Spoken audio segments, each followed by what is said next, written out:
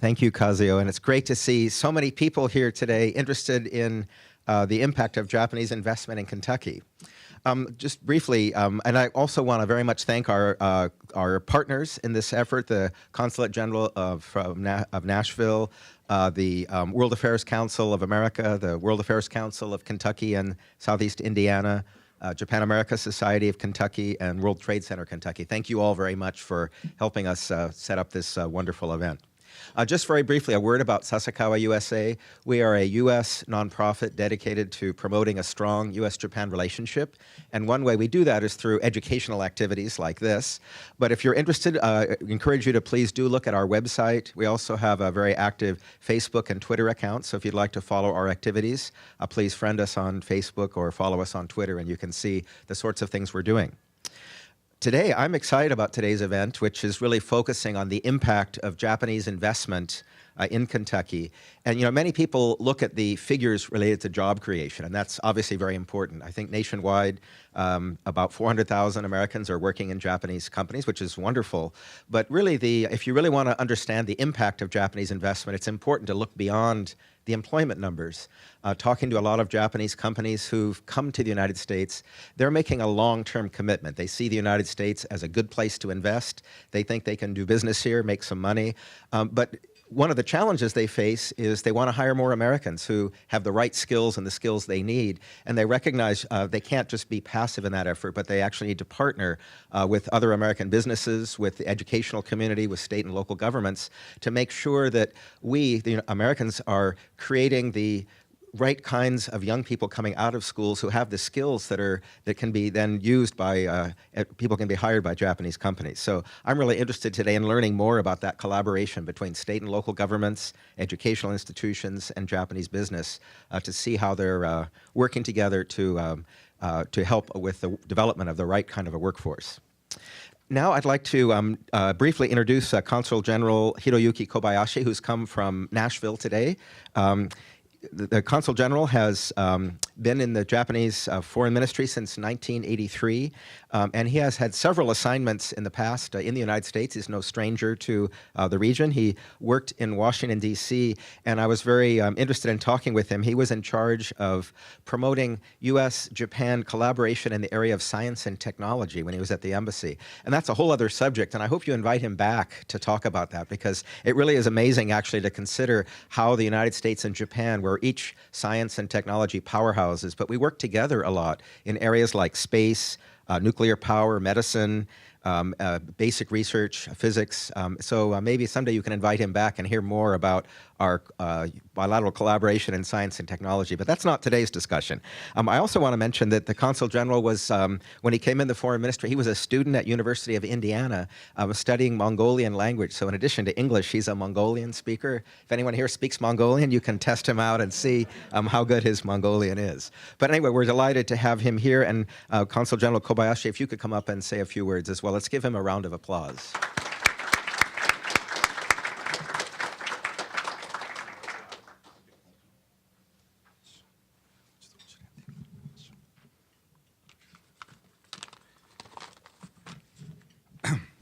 Well, thank you, Ambassador Zumwalt. I am so honored to be introduced by the ambassador, who is a respected senior diplomat and has served U.S. Japan relations for a long time. Thank you. Good afternoon, everyone. Welcome to the panel discussion, Japan-Kentucky collaboration, developing the Bluegrass workforce and economy.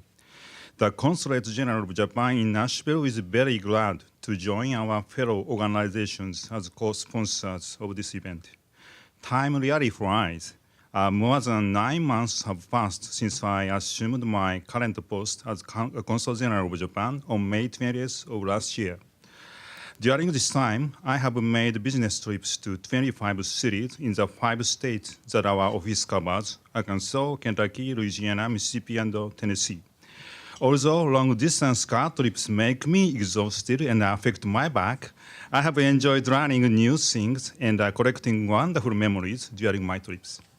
In Kentucky, there are still at least 2 more memories I look forward to collecting. One is to attend the Bluegrass Stakes and Kentucky Derby.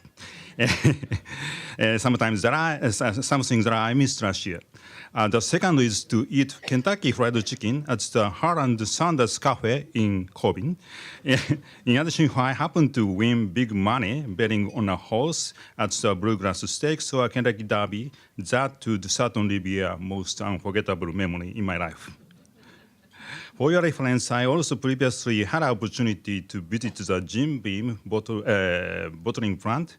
They kindly made me taste for different kinds of excellent bourbon. That was so good. I now regret that I didn't think to ask one of the other distillers like Woodford Reserve or Wild Turkey to receive me on this business trip. Japanese foreign direct investment in the 5 states alone has grown to about 500 facilities, creating more than 125,000 jobs in the local economy. As you know, over 119 Japanese companies operate right here in Kentucky and employ more than 45,000 Kentuckians. I would like to point out that behind the scenes, there have been close cooperation and friendship between Japanese and Kentuckians, as well as a strong support by the political leadership of the Commonwealth, which have nurtured and cultivated the current Japan-Kentucky partnership over many decades. I thank and congratulate them all. I understand that today's panel discussion may focus on the larger workforce development issues surrounded by circumstances of the increasingly complex global supply chains, rapid product innovation, ever-evolving use of automation, and the stricter energy and environment constraints. However, I would like to raise immediate workforce challenges that quite a few Japanese companies are now facing. I think that it is important to have the short, medium, and long-term visions and strategies in building a robust economy. I have had many opportunities to visit Japanese companies and have heard from them about the challenges they face. I would like to mention 2 of their most immediate challenges, which are intertwined. One is how to recruit the appropriate workforce and retain them as long as possible. Of course, this same challenge is faced by almost all companies in the United States.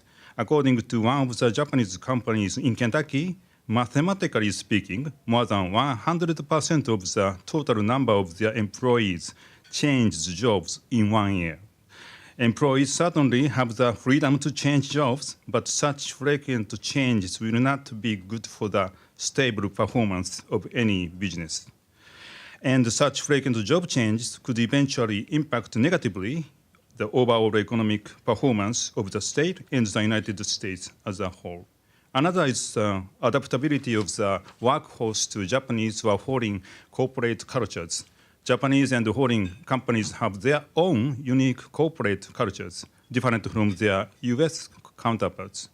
Without adaptability, employees may too quickly leave the Japanese or foreign companies before they have had a chance to understand the long-term benefits those companies offer.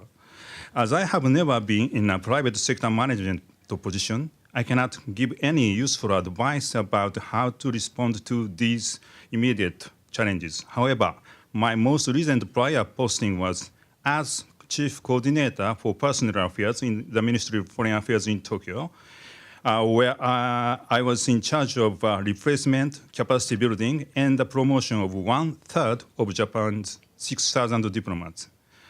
This includes attracting and recruiting about 70 new diplomats every year. Accordingly, I deeply sympathize with those companies struggling with workforce retention. Before I began that job, I had a very low blood pressure. However, after 4 years of serving with the personnel division, my blood pressure got very high, and I had to start taking medicine to keep it in check. For some unexplainable reason, since assuming my current post, my blood pressure has dropped back to the normal. I hope that today's panel discussion will point managers at those companies struggling with workforce issues toward ways to keep their blood pressure at an appropriate level. Before turning the microphone over to the panelists, I would like to quickly share one update on the Japan-Kentucky partnership. 2 weeks ago, Governor Bevin was in Washington, D.C. for the winter conference of the National Governors Association. At that time, Governor Bevin and our Ambassador Sugiyama met to discuss Kentucky trade and various topics. During the current climate of the U.S. trade policy, the meeting renewed my sense of optimism and confidence on Japan-Kentucky and Japan-U.S. relations down the road. More than 75 years of Japan-U.S. friendship after World War II proves that all issues can be overcome through collaboration and negotiation. I believe that our bilateral relationship will continue to be a great example to the rest of the world. Working together, there is nothing friends cannot resolve. With that said, let me return to my seat and thank you and good luck, you all, the Kentuckians in the Bluegrass State. Thank you very much.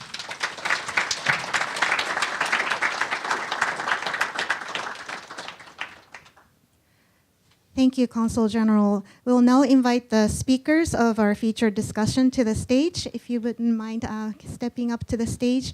The discussion will be led by our moderator, Mr. Ian Moores, the Director of Training at the World Trade Center, Kentucky.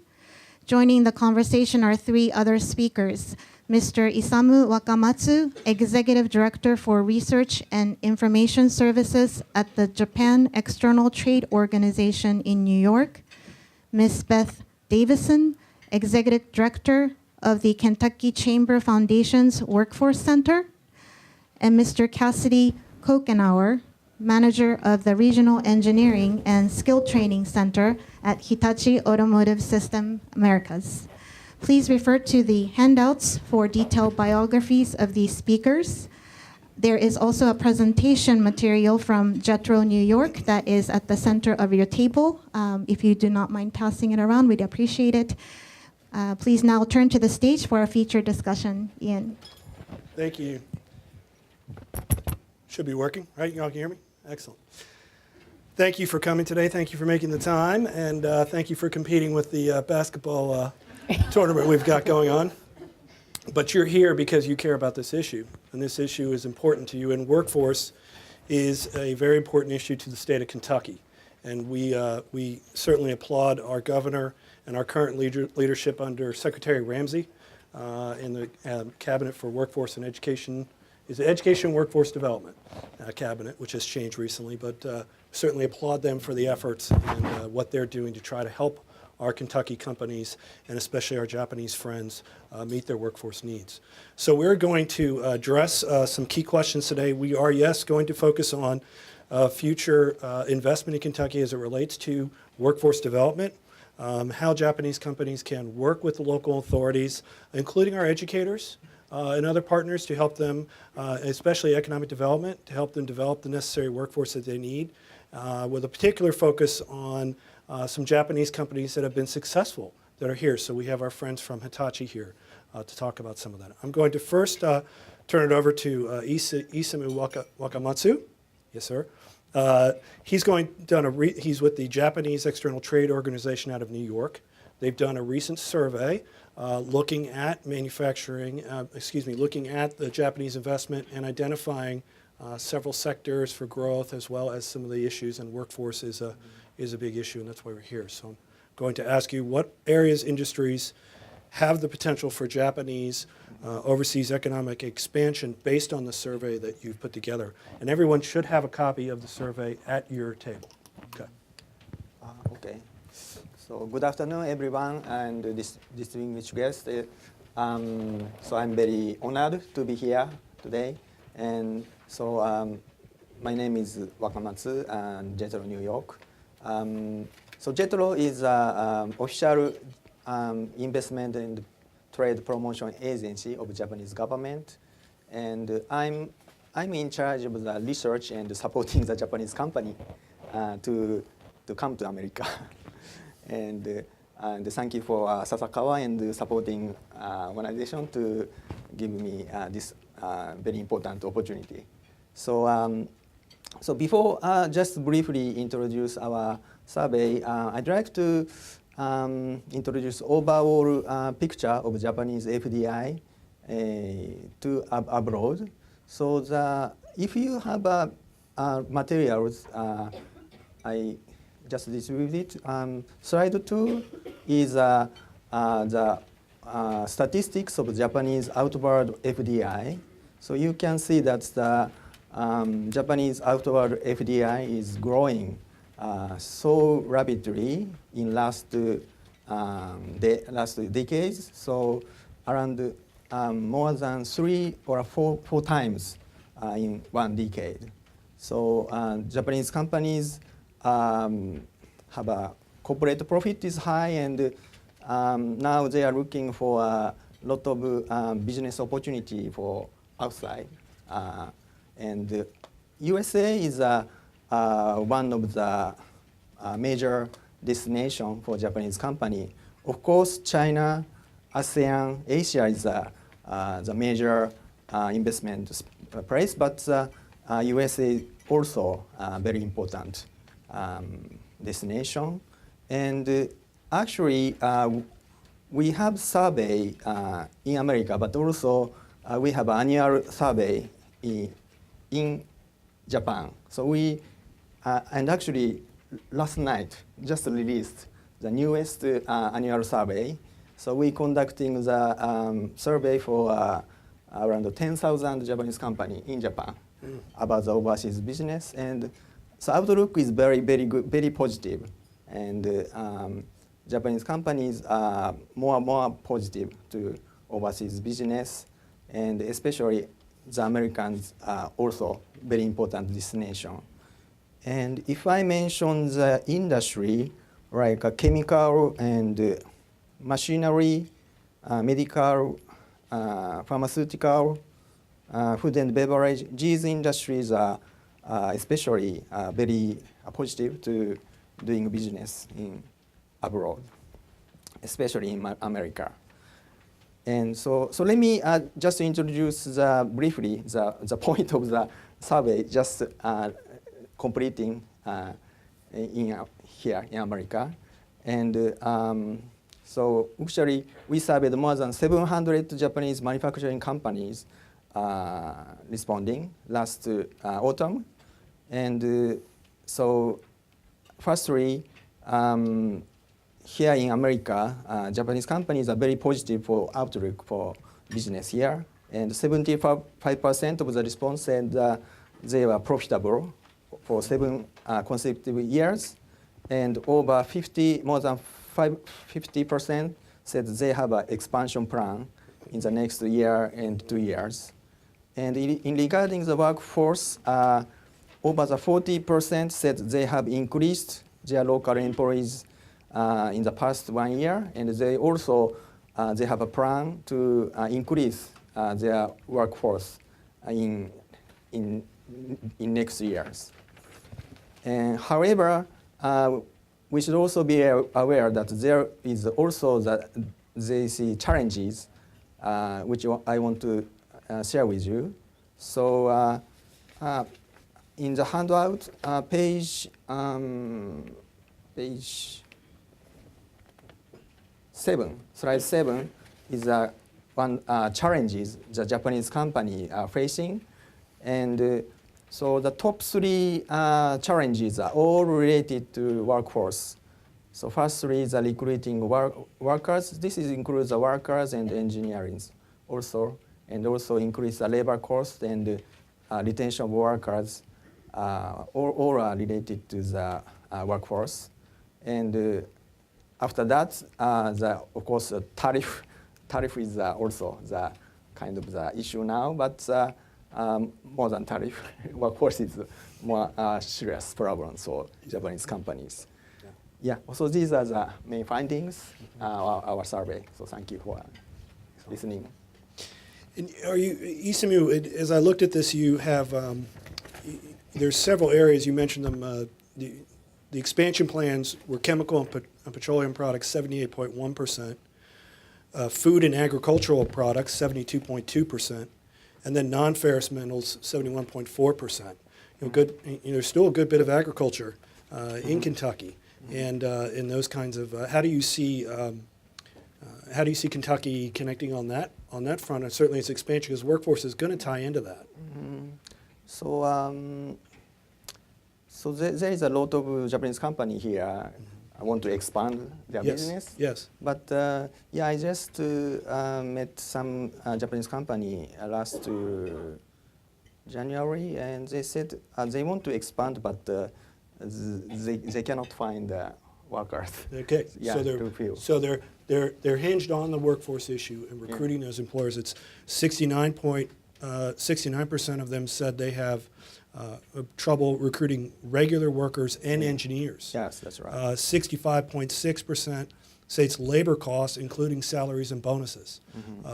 With Kentucky being a right-to-work state, that may be able to help some issues where there may be unions in other states or other issues raising those costs up. Very good. So thank you. Excellent points. Beth, how are you? I'm great. How are you, Ian? Good.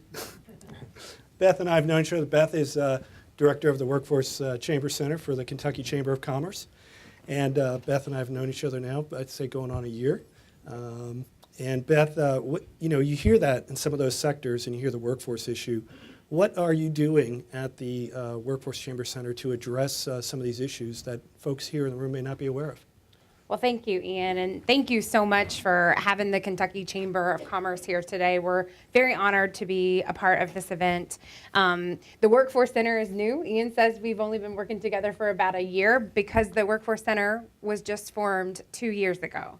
It's the first center of its kind in our country, in America, and it was put together because the Kentucky Chamber is our state's largest business association, and what we know is that workforce is all of our members, it's their number one issue. And that we can no longer think about economic development, as we've just heard in the great results of the survey, without understanding workforce development. Workforce development and economic development are one and the same and can't be done without each other. And we've kind of gotten in a habit in America, a long-standing habit of thinking of those two things very differently. In America for years, we've gone through K through 12, we graduate high school, and then we go to college, and then we go to work. And with technology changing the workforce marketplace every day, and businesses not able to expand or grow without the right workforce, we knew that businesses had to get and be much more front and center of this conversation, but just not out of good corporate citizenship, out of a business strategy to build a more meaningfully needed workforce. And so, as we look at Japan and Kentucky's relationship and partnership and friendship, it's so important that as Japanese companies think of coming to Kentucky and expanding, that we're able to meet their needs. And so we've taken a different approach in partnership with Governor Bevin to think about the return on investment that Kentucky spends in workforce development, $1.2 billion. States spend more than that in America. But if Kentucky's spending $1.2 billion to educate and skill up our citizens, what does that mean for business? Are we getting the engineers that we need? Are we training the maintenance technicians we need?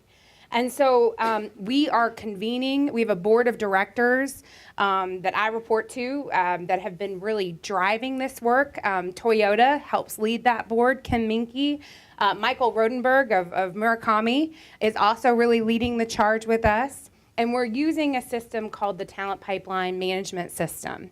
And what that does is it looks at real-time demand planning and understands what workforce projections are for business by the business sector and by regions of Kentucky. And it uses supply chain logistics. So just like in manufacturing, we pick our preferred providers to help us make our product. Businesses are now understanding what they need and picking their preferred training and education providers to build a stronger workforce system. So we're building about 25 of these groups across Kentucky to convene business and get their needs met. And by July 2020, we're going to build build talent pipelines for 65 of Kentucky's most critical positions in partnership with local educators, local training providers, and our state and local governments. So hearing that and the three sectors, chemical, petroleum products, food, agricultural products, and non-ferrous metals, if a company wants to land here, are we ready? We are ready. Is our workforce ready? We are ready. And I think Kentucky is, I was with the Cabinet Secretary of Economic Development in Washington, D.C. He was on a stage a couple months ago. And Kentucky has quite simply laid out where the $1.2 billion of spending is going. You know, government spending for education and workforce training.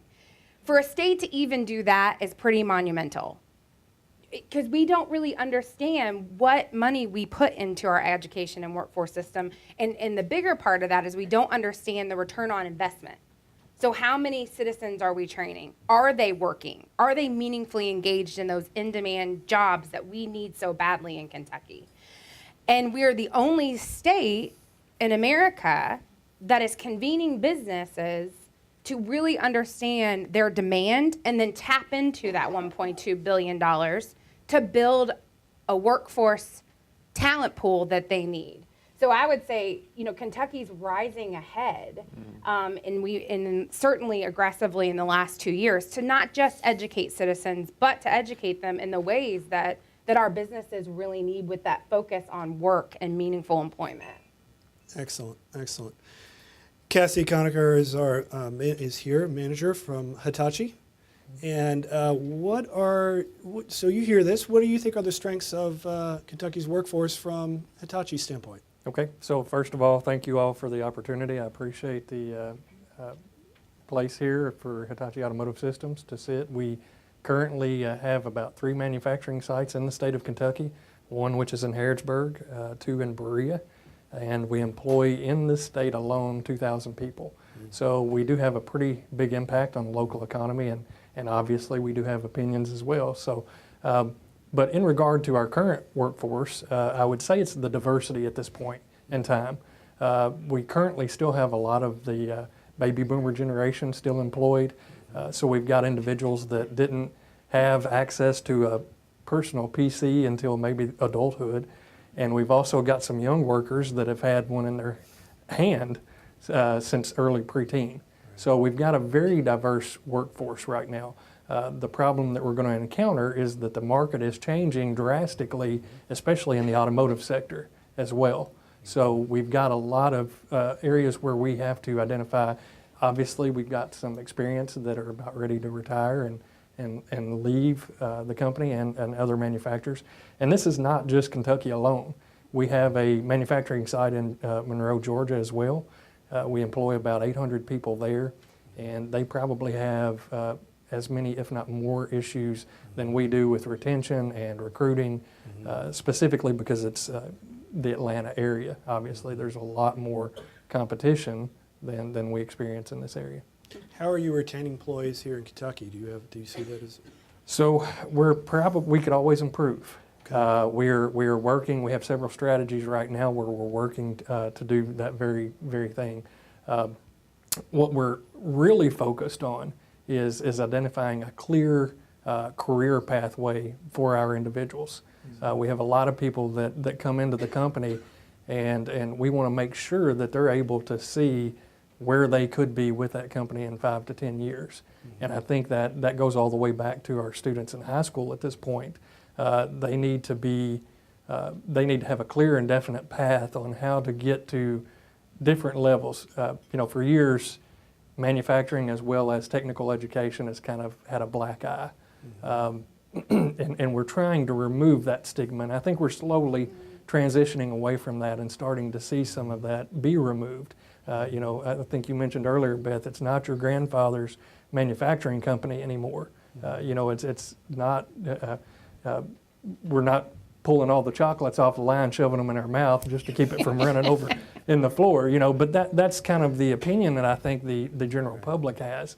So it's a huge task. We have to change the mindset of our parents, of young people, as well as our educators also. So these folks that are retiring, they probably have 4-year degrees, 2-year degrees.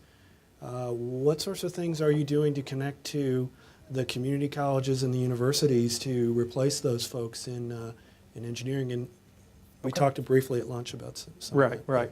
right. So we attend a lot of career fairs at colleges, obviously, from the recruiting aspect. We have a great working relationship with our local technical colleges, very strong relationship with BCTC. We also work with four-year universities, EKU, Campbellsville University, University of Kentucky, University of Louisville, all of our local universities. So those are the ways that we're trying to increase that pipeline internally. Ways that we retain them once they get there is that we have gone out on a limb and developed our own internal training program. And I'm actually the manager of that program. I have 2 full-time instructors that work with us. We're at corporate, so we're located at the Harrodsburg, Kentucky site. But we've got little satellite groups at each one of our manufacturing sites. And we are currently handling any training from new hire or new hire orientation all the way up through engineer and management level training.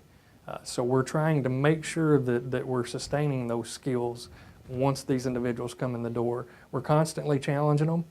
The market is challenging enough as it is in this transition, so we're just trying to stay ahead of that curve and work very hard internally to do so.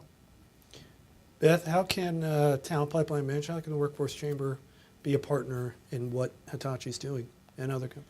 Yeah, so I mean, with some of the results we've seen with these talent pipeline groups of employers that are coming together, I'll use an example right here in Lexington.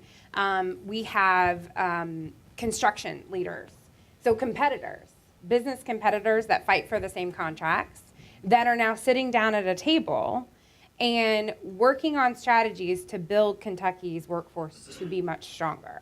And so what they've done is look at the demand for commercial electricians. And they looked at a 2-year time frame and figured out that in 2 years, a group of 5 commercial construction companies here in Lexington need about 300 electricians. So then they looked around and we said, well, where are you going to get those from? And they said, well, from each other. And we asked them how that strategy works out. And we know that it doesn't. And so they were able to dig a little bit further using this system and using this tool.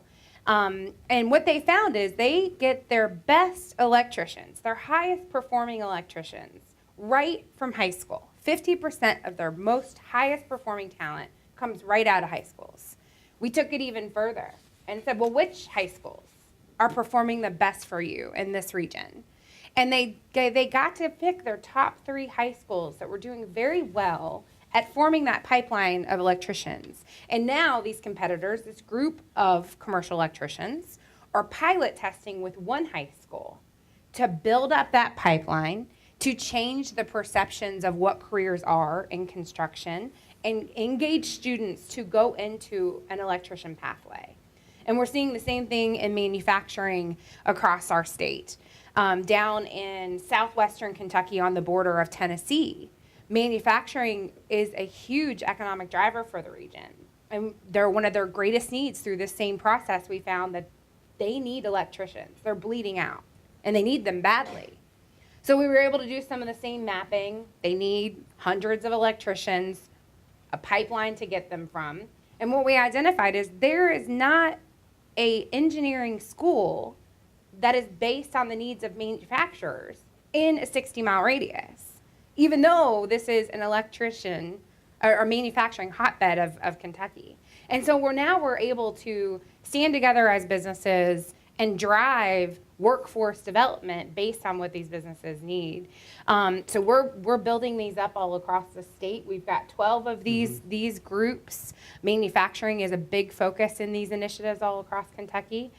So we want to lift up what we see with leaders like Cassidy that have long they're kind of getting it a little faster than some of our smaller or medium-sized businesses, that workforce development isn't just being a good corporate citizen. It's a business strategy that's building a pipeline for you, and help other Kentucky businesses do that as well. But in a way that they can see a return on investment and not just spending all their time without seeing a result, a pipeline that's coming through to their business. So, yeah, so and that, I think, this can also be applied to where Cassie's need is going to come in replacing those engineers. And, you know, I probably should disclose that I'm a talent pipeline champion, a TPM champion, and went through some training on this, but it opened my eyes up to the issue of baby boomers retiring. And so if our companies, our Japanese friends are saying, hey, we are having folks that are retiring, and I need to replace them, and these folks are not ready yet.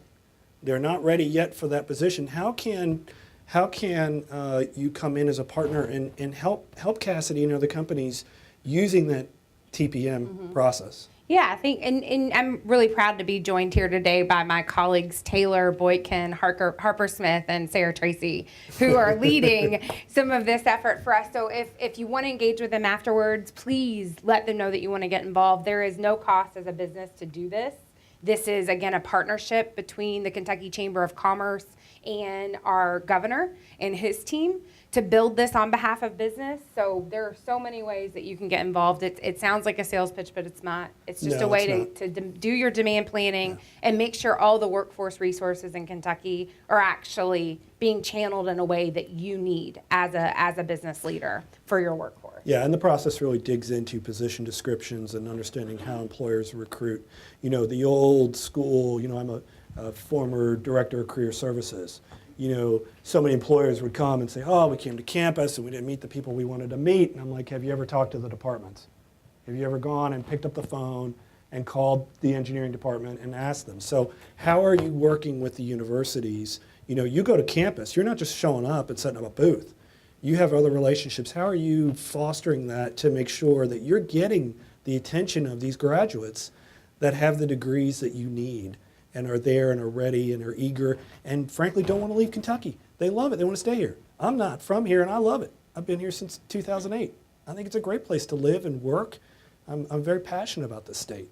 So how are you addressing that, Cassidy? So the main thing is to maintain contact with these organizations, obviously. The career fairs don't hurt as well, but we've also engaged in other activities with engineering programs to help students work on a capstone project.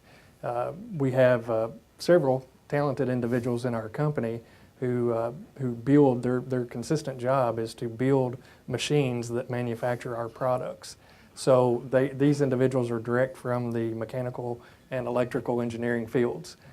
They design the machines from scratch. They order the parts or build some of the parts, and then they assemble as well. So we create opportunities like that, internships. We try to offer a lot of internships throughout the summer, especially in our engineering areas. It does two things for us. It gets that individual, practical field experience, but it also starts to create a relationship with someone, within our company that we could recruit, when they start entering their final year of college. The one thing that we are seeing that is very important, and we're seeing a lot of our universities start to move in this direction, is that they're going more towards a theory-based engineering program than a practical experience. So those practical experiences are becoming invaluable, whether it's an internship or whether we catch them before they go into these four-year engineering programs by means of our area technology centers or our two-year technical programs at BCTC. That's the way where these individuals get that practical experience that's going to be invaluable to them when they graduate. They're ahead of the rest of the entire class. And are you putting them into management training? If you are you identifying them and then working them into management? We will. Typically when we bring them in full time, it doesn't take us too long to identify individuals that have leadership qualities. Absolutely. And we begin to foster that and try to grow them into the positions where we think they'll be most beneficial for their own career, and B, obviously a huge contributor to the company. So I graduate high school. I live in Estill County. I graduate high school in Estill County. I'm not ready for a four-year degree. I'm rather scared of that. I want to go to community college. I really see some things there that interest me, and I'm going to the community college. That's where I'm going to go first. I feel comfortable there. How are you connecting with the community colleges to piqued my interest so that I'm like, wow, this is going on and I want to do this. And how are you getting the attention of a young person like that? So we also are working with the Kentucky FAME program, Toyota's educational program, and the AMT program. So we have, for those of you that may not be familiar, these individuals work 2 or 3 days a week with our company, and then they attend school for the remainder of the period. So they're able to graduate in 12 to 16 months with an associate's degree, but they're also gaining practical experience along the way as well. And Kentucky's really led the way on that FAME model. It's in Tennessee, it's in 10 other states now, but it started here in Kentucky, and it was the notion of employers working together, identifying what they need for maintenance technicians, giving students hands-on experience. And there's 10 chapters, 10 FAME groups, employer groups across the state, and we see 90% employment for manufacturing companies for students that graduate from that program. Right. Because, to your point, they have the hands-on experience. Right. And the Gallup poll and the Strata Education Network are doing a national survey about Americans' perceptions of their post-secondary choices. And what they find is that most Americans, if they had the chance, would go back and make a different post-secondary choice or college choice. They'd choose a different program, they'd choose a different institution. And so when we think of consumers of college and post-secondary, anything we wanted to buy today, you go to Amazon, you look at reviews, you see how good it performed for you. But we haven't had that traditionally with post-secondary opportunity. We don't really know kind of the outcomes and how Americans, how they received that and what they think about it. But what they found through the study, they polled 300 adults a day, and they're doing it until 2019 for 3 years. Most Americans have that regret, but what they found is that high school kids that could connect to an employer or an on-the-job experience were the happiest consumers of post-secondary choice because they got that experience of a career and thought about what to study based on the employer's feedback. However, it's just too seldom we see employers like Cassidy in those schools working with K through 12. And most of the time we have parents and guidance counselors giving that advice, and our guidance counselors are juggling 600 students and a ton of administrative opportunity at work. They can't be that career coach too. So that what you all are doing is just hats off. It's very big and very much visionary in leadership in our state. I will say this too, coming from a high school educational background, your comment was, what do we do with these individuals when they graduate high school and they're not ready for a 4-year program? If we wait until that point, we're too late. That's what I was hoping to say. Yeah. We talked about lunch. Technical education is the next phase of inclusion in our classrooms. It can't be the stigma of, I don't want to go down to the technical center. I don't want to be in those classes. We have to remove that image of technical training. And, what's wrong with bringing C++ programming or VB.NET into the algebra classroom and teach these students how to run an algorithm using their algebra fundamentals? So we have to get to that level. We're starting to see somewhat of a transition. A lot of our schools are doing much better jobs than others.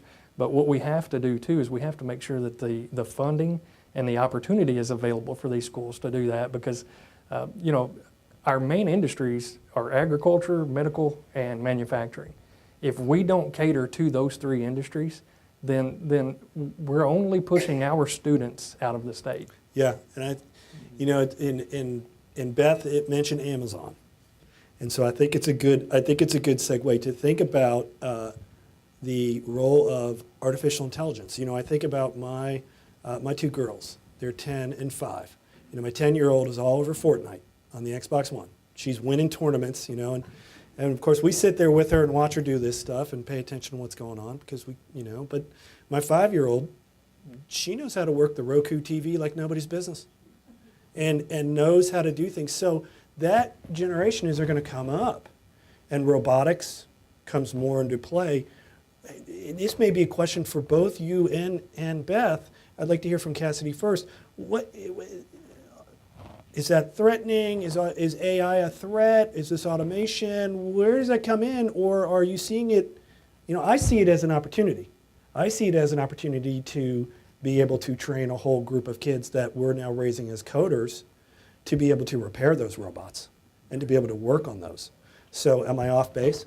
I think you're directly on. It's scary and intimidating right now because we don't know a lot about it. We don't have all of the knowledge about AI that we need. But companies like Hitachi Automotive are spending millions and billions of dollars in research and development of this technology. You know, the autonomous driving vehicles is our market for that. So we're heavily focused in those areas. What this is going to do is, you know, it's going to even do more for the negative stigma in manufacturing, because we're going to get rid of a lot of these, you know, hand and pass it down the line physical jobs, and our jobs are going to be more intelligent. We're going to have people, you know, we already have a massive amount of robotics in our company, and that's one of the courses that we teach internally, and we can't keep availability. The seats, as soon as we advertise them, they fill up. Excellent. So you know, so those opportunities to create better, higher paying jobs, you know, that require a little more skill set or a little more training, you know, that's ultimately going to be better for, you know, not only the marketplace and our position in it, but it's going to be better for our individuals and their careers and their families. Well, and I can think of my friends in Eastern Kentucky who can fix just about anything. Right. And repair stuff and work with their hands and get into these CNC jobs, and they're just a wonderful fit. Right. Because they really, you know, have already been tinkering and playing, and then my little ones, my own daughters, will be tinkering and playing with the technology. So, Beth, Yeah, I are you agree. going to get them to work? Yeah. I mean, I think that any way you look at it, tech disruption could be an opportunity or a threat. It just depends on how you respond. And I think Kentucky's getting it in a way that I think we're going to lead the nation. You know, another stat, I love my stats. But what they say, the Kellogg Foundation came out, and what they found is that 65% of the kindergartners sitting in our classroom today, their jobs are not even created yet. We have no idea what they are. And so the big piece to think about there is, how do you prepare for a workforce that hasn't yet been created? And so this discussion today has been very much on businesses and workforce engagement and getting out of the old way of workforce here, education here, and businesses here. And if you think about it, the first ones that will know what those new technologies are, what those new skill sets needed, will be business. And if we wait for that to funnel down to education in the traditional way we have, it's going to be too late. Businesses are going to be on to their next technology. And so getting businesses in those classrooms, building that pipeline much sooner is so critical. And to your point, I mean, I think we will get away from these pass the piece down the line and get to a place where that becomes more automated, but it's just going to make room for more skilled positions, because they're going to have to operate that machinery and those processes. Yeah, I think we can't. I look at it as an opportunity rather than a threat. But it definitely, I mean, Kentucky's already on the pathway of making sure businesses are engaged in the system, and that's what it's going to take. So this is Cassidy. Are you aware of the Kentucky Occupational Outlook, which looks at from 2016 to 2026 and the projected jobs? And number 2 on this list is production occupations, and then transportation and material moving occupations. How are you all? You see something like that? You're nodding your head. How do you react to that? Yeah, that's more intimidating than AI, to be honest, is replacing all of those current positions that we have, because we're going through a transition period where, you know, those positions are going to have to linger for some time in order to carry us and generate the amount of monetary investment that's necessary for the AI research and development. So heavily recruiting, you know, and again, we really try to focus. We don't want to continue or create relationships where we're stealing and taking employees from other companies, and I think that's what we see. You know, it's just like chess. We're just moving pieces around. So we're trying to do as much as we can, grab these individuals at a young age, bring them in, get them interested, show them a defined pathway. You know, you don't have to be an operator or a machine operator all of your life. You can move up, especially if you have mechanical or electrical aptitudes. We can get you into a fast, quick start program and get you trained and get you into some of the positions where we need and are better pay for you as well. So yes, the retention currently is a struggle. The outlook ahead is even more so. Mm-hmm. Yeah, it's a little scary when we look at that, but it's okay. It's a nationwide issue as well. It's not just to Kentucky. It's also as a nation.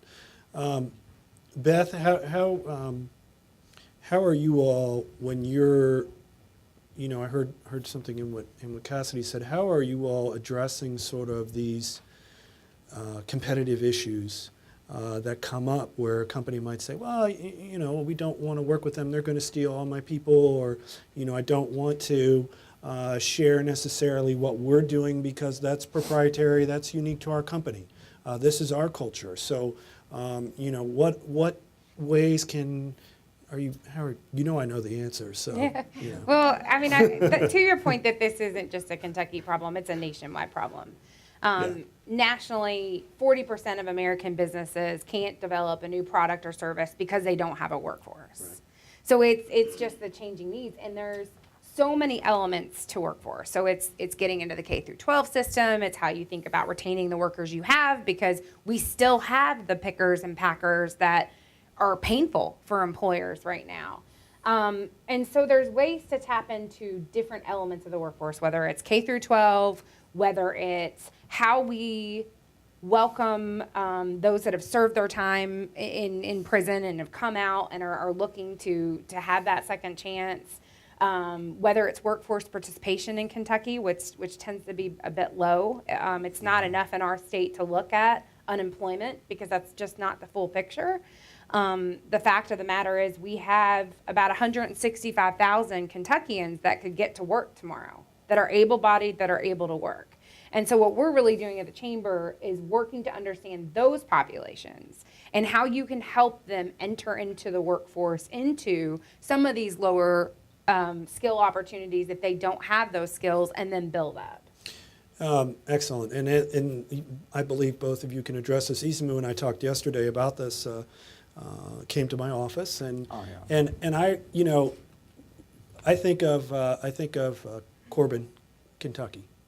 We have some investment. I worked in southern eastern Kentucky for a number of years. There's a strong economic development person there. How critical is that if we're going to locate here and we're coming here? How critical is having an economic development person there? And have you had some interaction? And what has that interaction been with economic development with regards to workforce in this issue? In regard to workforce, I mean, there are a lot of incentives through the Kentucky Economic Development Cabinet as well. We've tapped into those, expansion opportunities. So there are a lot of incentives there as well, but your local county or city industrial development board is very beneficial as well, because they create the communication, they create the relationships, and help create a pipeline for more information. So in regard to the workforce itself, I'm not directly in HR, so I don't know how maybe they've relied upon those resources in the past, but we've always had a good, strong candidate in where Harrodsburg is in Mercer County. We've had Dick Webb as our local county development board member, and he'd always, he's retired now. So you're able to tap those funds, which can offset the cost of wages during the training period? Wages during the training period. It also, in regard to expansion, and it removes the Kentucky tax from materials, obviously. So there are a lot of areas there where we can get that funding. Another group is the Bluegrass State Skills Corporation. Yes. So you can tap into funding there for courses that you may take at a local technical college, or internal training expenses as well. So we have a lot of resources in regard to education and opportunities for manufacturing in the state of Kentucky, but we're still very siloed. If we could figure out how to get those funds into one area, from a manufacturing standpoint, we get attacked from every area in regard to, we've got this for you, or we've got that for you, or how can we help you? We can't participate in every single one of those because obviously we'd have to hire 2 people to keep all those programs, stabilized. But we do try as many as we can. Obviously, it's to our benefit when we can. But we really need to, as a state, and looking forward as this skills gap is going to get much larger and the employment issues are going to get increasing, we have to look at ways to pool that investment and pull it together. Well, I'm listening to Cassidy talk, and I can just figure, because he's a leader that's stepping out and doing things differently. So I can just see in my mind, I know what's happening to Hitachi. People are showing up, asking you to engage in everything. And I think, you go back to economic development and what can you tap into and what is there.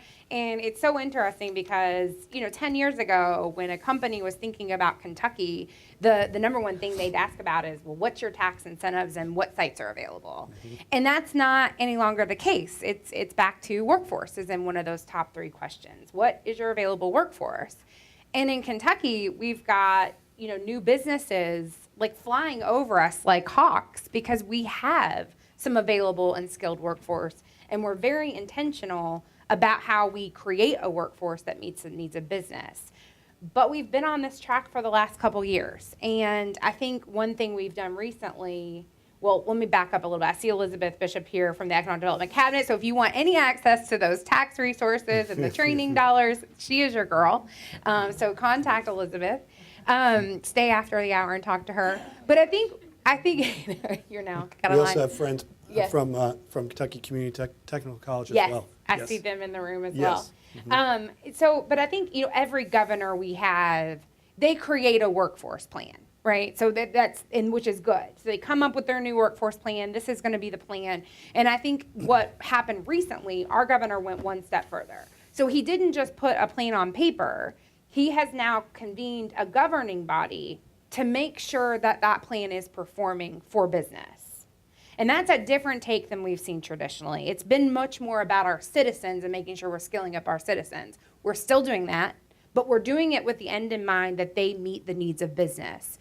And so when you talk about all the programs and all the resources that are out there that businesses can engage so many ways, Cassidy, I imagine you want to engage in the ways that are going to work for you. Absolutely. Like I mentioned, we also have a plan in Georgia. Georgia is a state that is very aggressive in regard to assisting manufacturers with their development. Our plant there has taken advantage of, free technical education.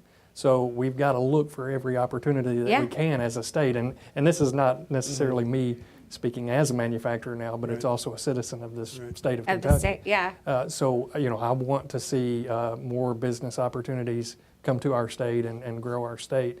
So we have to look at every single area like that to try to help manufacturers determine, well, in order for me to get something similar to what Georgia's got, I have to apply to 5 different programs. Yeah. Whereas theirs is centrally located and one centralized pathway. Right. And Kentucky now has, through the governor's new workforce plan, the convening body, they're measuring how all those programs are performing. So they can, and it's a public dashboard that all Kentuckians can see. They can look into the workforce services that the Hitachis of Kentucky are being provided with and see how they're performing for business.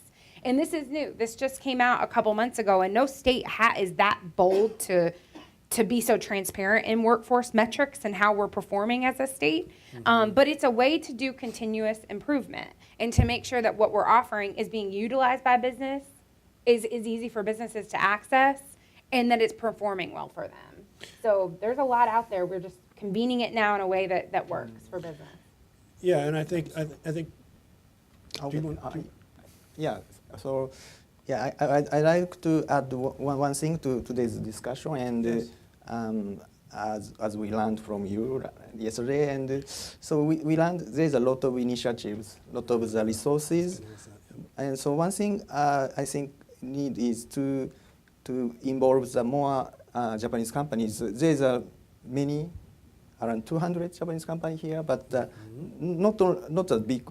There's a small one, and they don't have enough resources, human Yes. resources to Yes. taking care. Yes. So it's important how to involve them. To bring. So today's seminar is good. It's introduce Yeah. how state government and private sectors have initiatives such kind of thing. So it's important. Well, it is important. And Ismu, I remember looking at your face yesterday as I tried to explain this map. And this is where I was going to ask Cassidy and I was going to ask Beth. This is overwhelming to an employer. I'm going to locate here. I got what? All these different resources. So many employers for years have told me that. They just want one person they can call. Cassidy, who would that one person be? Obviously, they're going to call you. Who are you going to tell them to call? We need to hire people. Where are we Within gonna our start? company, it would be my department. However, not every company that needs That's right. access to this training is so fortunate to have That's right. an entire group. Typically, it's placed, this extra burden's placed on the shoulders of our HR group, which are busy daily just putting out fires. You know, if they can leave with their cubicle not being burned to the ground by the end of the day, they're doing pretty good. So. Yeah. You know, companies just don't have those resources. I'm very fortunate that I work for a company that has seen the benefit and the return on investment for this type of an expenditure for this type of group. However, you know, like I said, it's really tough and it really is confusing and it's intimidating for an employer. And 9 times out of 10, I think what's happened or what continues to happen is that the employers just give up altogether. Yeah. They're just like, look, if we can't afford to pay for our training ourselves, or we don't have someone, you know, Joe on line 3 can't teach Billy on line 4, then we'll just do without. And I think, unfortunately, that's where it goes. That's not good for our workforce. Those are the same companies that continually have a high turnover. You know, once you start investing in and contributing to these, the careers of our members, then you'll start seeing some of that, you know, that turnover be reduced. And Isamu, we talked yesterday about expanding these tier 2, tier 3 suppliers, right? We're going to see more of those. Yeah. Yes. So, right? so one idea is there is a lot of best practice, I think. Yes. Some good practice. So collects the best practice and share this information among the companies who never yet tried Yeah. this lot of schemes, Yes. programs. Yes. And I think many companies don't know how to start. Yeah. Yeah, and I think the small company that does not have, I can think of a gentleman in Barberville who tapped directly through the community college. He reached out to the workforce person. You know, I think we're getting to a point where we're seeing these front-facing organizations that, you know, that the workforce person for the community college say, I will connect you to economic development, to all these other resources that are behind me. You know, and I think we're getting better at that. And that's part of the collaborative piece that you're bringing together with these talent pipeline champions and these you're bringing all these groups together so that if a new company locates in, Beth, they know that one person's going to get them to the rest of the system. the puzzle or the system. Yeah. You know, however you want to. And I think it's interesting that, you know, we at the Kentucky Chamber, as we develop workforce, we've looked to certain companies to see, well, how are they doing it in a way that works for them? And what's interesting is they're Japanese companies. I mean, so it's Toyota, it's Murakami, it's Hitachi. I mean, there's some sort of secret sauce that they have figured out about how to work with workforce in a way that makes the most sense for business. And so most of Kentucky, though, is made up of small to medium-sized businesses that do not have robust teams to call all the numbers or show up to all the workforce meetings. And so that is through the talent pipeline approach. It's a way of convening business, understanding their real-time, their critical positions they need most, understanding what that demand is, and then plugging them into the resources that will work for them. It's good. It's good. Yes. Any other thoughts? We'll turn it over to the audience and let them ask some questions. Hi, thank you for being here. I'm Vanessa Grossel, and I work for the City of Lexington at our Global Engagement Center. And so one of the things that we have examined in our office recently is a piece of data that came out of the Pew Research Center last summer, and it shows that of our area universities right here in Fayette County who are attracting top talent to study in our STEM fields, STEM programs, we are actually losing 30% of those foreign graduates who qualify to stay and work under the OPT program. And we know that half of that 30% is in STEM, in fact. And so, you know, what are you all doing to reach out and retain those folks, the foreign graduates? And also I'm wondering, you know, what we can do or how we can partner and help to grow that number. I mean, we could be retraining or attracting talent from around the country, from other universities as well, is what I mean. So. Well, Cassidy looks. Well, I think I love that you brought up and appreciate that you brought up talent attraction, because we can train all the Kentuckians in our state and still not have enough people. And so talent attraction is a consistent and much needed part of the puzzle. So one thing we're doing out of the chamber is, as we do that real-time demand planning with businesses and we understand what their needs are for those critical roles, we then look to those universities and we will then work to keep that talent here in Kentucky.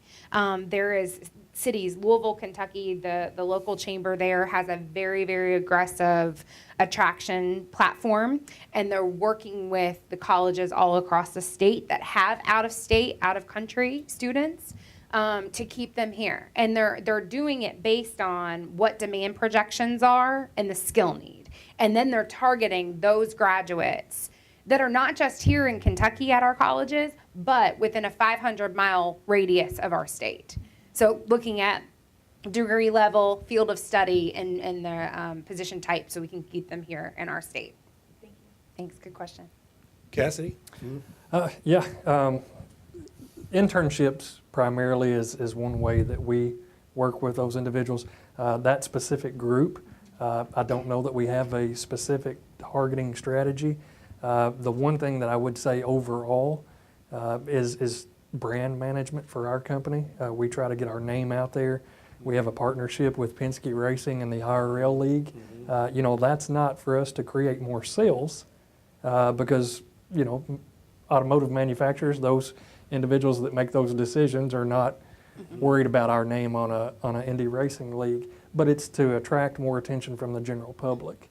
So those are ways that I guess those are the only resources that we have at this point, because again, as blessed as we are, Hitachi, to have our own training group, we don't have the staff to create liaisons between each college.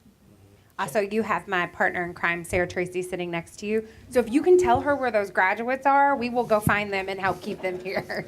Well, Thank you. I think that, you know, from the trade center standpoint, from us, we're very interested in that. We have a young lady working in our office who is from Spain, and she's at another event today, or would have had her here. She wants to stay here, and so giving her exposure and an internship, we're not asking her to make copies. We're asking her to do research. We're asking her to connect with the companies that we interact with, so they get to know her. She gets to know them, and then we tell all of our students, we want you to be our colleagues. You're here to help us, but we look forward to working with you. And so we're in a way, we're saying, we hope you stay, and we think you like it. And she loves it here, and she wants to stay. And so we'll do all we can to help her find a job so that she can stay here. It's a great question. Thank you. Other questions? Yes, sir. If I can just comment on that one, one of the huge problems with keeping foreign talent is getting them visas to stay and work in the United States, and that's become a huge issue, and I don't know that we're here to solve that today, but that federal issue is one of the great things that, as you know, makes that hard to keep the foreign talent here. It's very hard, and it's a very, very big problem, especially in Kentucky. Our agriculture, our farms, our equine industries specifically need that talent. They rely on that talent. And at the Kentucky Chamber, we are pushing our federal government hard to make some policies and decisions that work for America. Yeah, to address that a little further, and I've had a number of OPTs, realize that's a one-year deal. No, it's up to 3 for STEM, 36 months now for STEM. Okay, for STEM, but if I'm hiring a marketing person or I'm hiring somebody else, okay, so even at 3 years, the time it takes to train an engineer in my organization after he comes out of college, you're barely getting back to break even. After that, you got to be able to get him in an H-1B or another permanent visa status. So that's a really dicey situation to talk about that particular avenue, and it's a pretty heavy investment for a company to make without having the confidence that that person is going to be able to stay, okay? So, and Glenn's absolutely right. It is, you know, if you have to get them to stay, you're looking at another 10 to 15 in legal fees to get them through the process to be able to stay.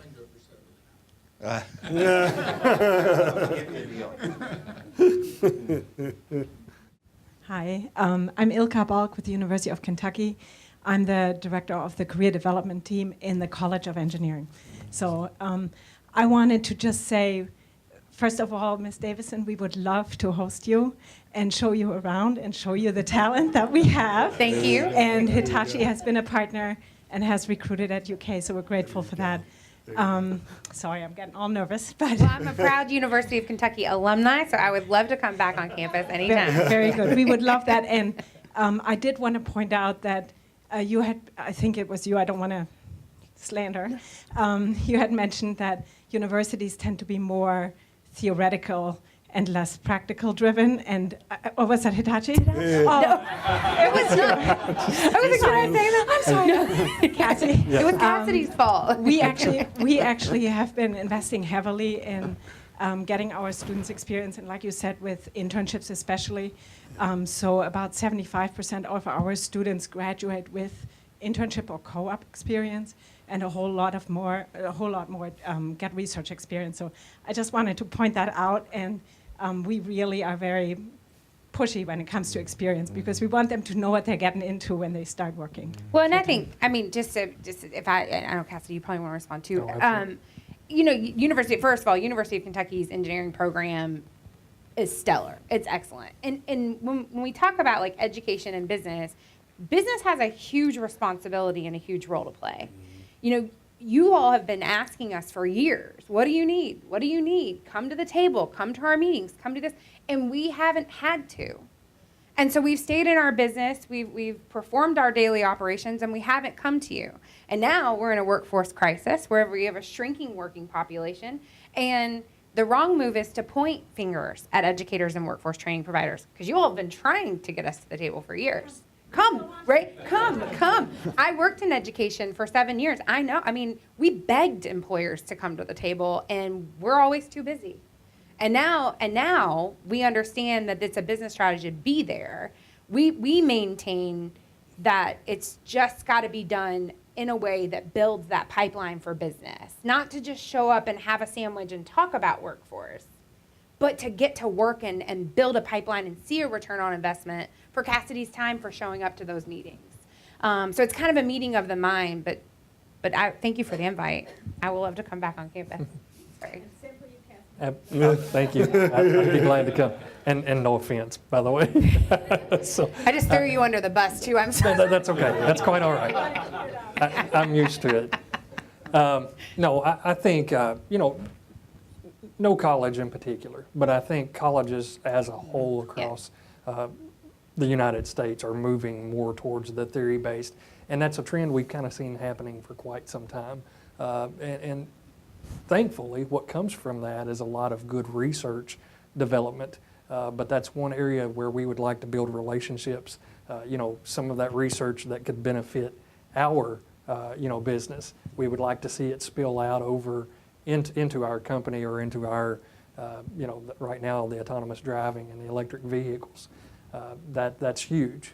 And you know, UK's had a solar car for years. You know, it's a little different, the battery technology, but absolutely, we would love to create any type of a relationship we could. Other questions?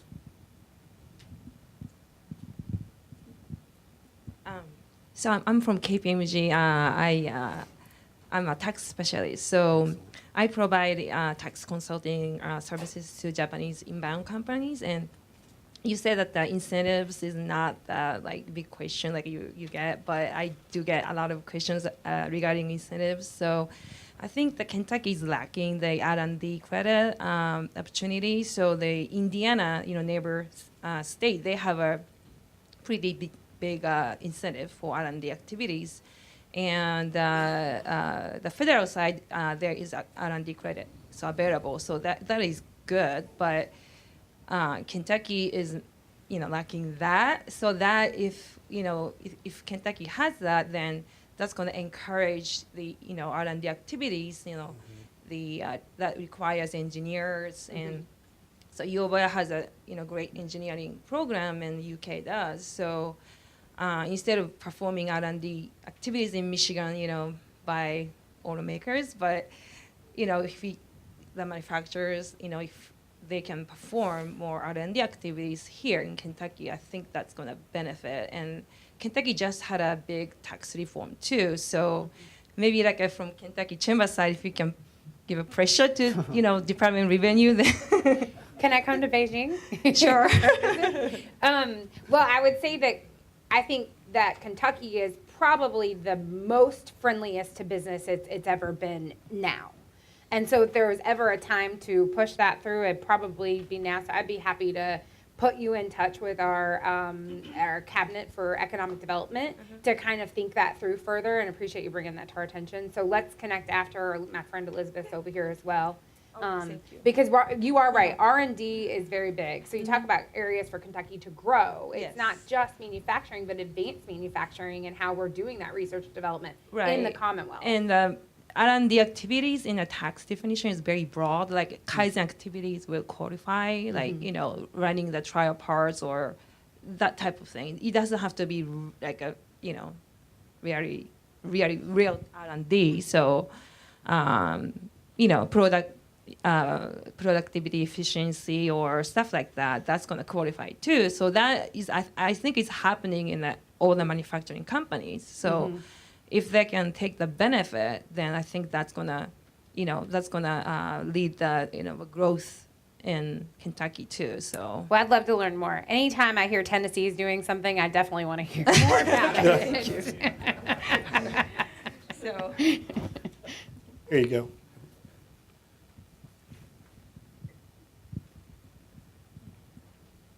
Thank you. Dave Carpenter with the Japan America Society. I also serve for Fayette County Commissioner for Advisory for Foreign Affairs, and I chair the Economic Development Group. And one of the things that we have learned in our process of research, especially in this area, and as America is becoming more open, we have a larger international community of refugees and legal immigrants that are very highly educated, that have advanced workforce that are not able to get jobs. They are engineers, doctors, scientists, and things like that, and they're working on farms and hotels and things like that. Part of it's the language barrier to do it, but the other one is accreditation. The education maybe not from a Middle Eastern country may not calculate the same here aspects to do that. So there's a large pool of those technical advanced people. Are you looking at or working on that diverse group of people?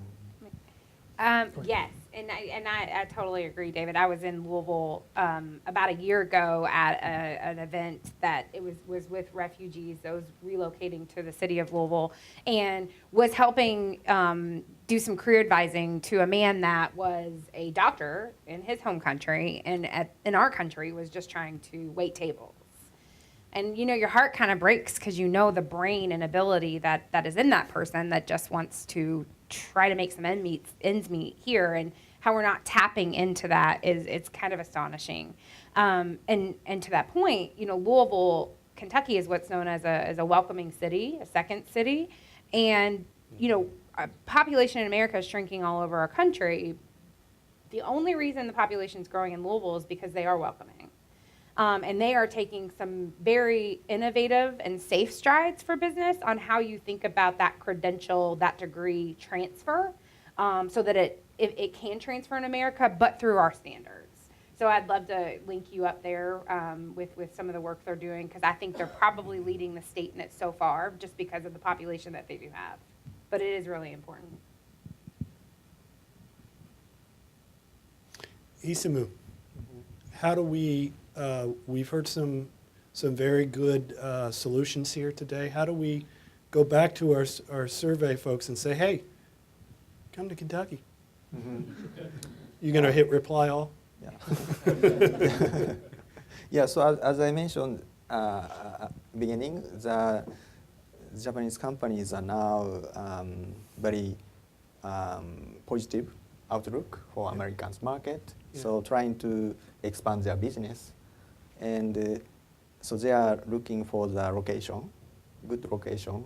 And of course, there's a lot of factors to decide the location, but the workforce, of course, is one of the main factors they select. So if Kentucky state succeed good ecosystem to provide the good human resource, since Kentucky already have a good advantage.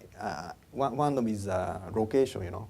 Kentucky is just middle of the Midwest and South, which is a manufacturing area. As I shown in the distribution, there's a location map of the manufacturing, and Kentucky is just middle. So it's good advantage, and some company also looking for a warehouse to distribute their products, and then Kentucky is one of the candidate. So anyway, this issue is very important, but at the same time, very good opportunity for Kentucky to attract more Japanese investors. And we have more than bourbon and chicken, right? Bourbon We have chicken. places to go hike. We have lakes. We have mountains to climb. We have lots of things that we can offer. We even have a cave underground that we can go into. Yeah. So we have lots of things that our Japanese friends can do and find, and a lot of fun. So good. Yeah. Okay. Thank you. Thank you very much. And thank you to our panelists as well. Let's give them a round of applause. Thank you.